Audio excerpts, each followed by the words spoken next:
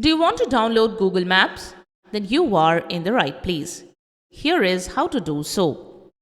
Welcome back to Silicophilic, your go-to source for tech tips and fixes. For Android devices, open the Google Maps app.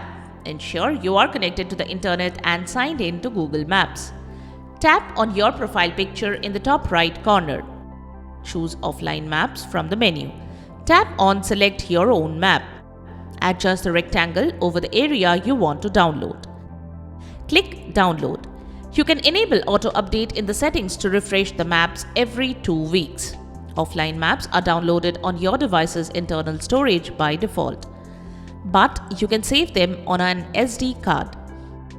If your Android is 6.0 or higher, you can only save an area to an SD card that's set up for portable storage. Here is what to do. On your Android phone or tablet, insert an SD card. Open the Google Maps app.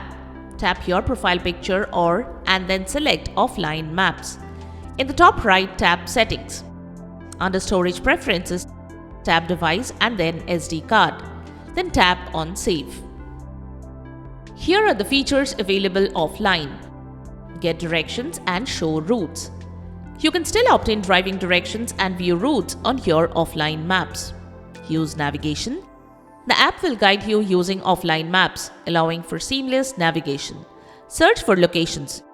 You can search for places within the downloaded area. Limitations of offline Google Maps: no transit, bicycling or walking directions offline. Use does not support public transit, biking or walking directions. No traffic information. While offline, you won't receive real-time traffic updates or alternate route suggestions. By planning ahead and downloading the necessary maps, you can ensure that you have reliable navigation even in areas with poor or no internet connectivity.